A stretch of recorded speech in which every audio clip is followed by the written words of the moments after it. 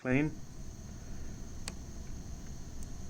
Yeah, and then you bring any lobe around that sort of side of the microphone and it just induces quite a large amount of noise.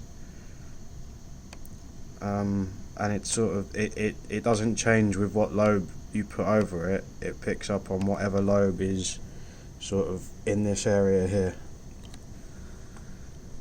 Okay, right, so we'll do it with silence now, just to prove that.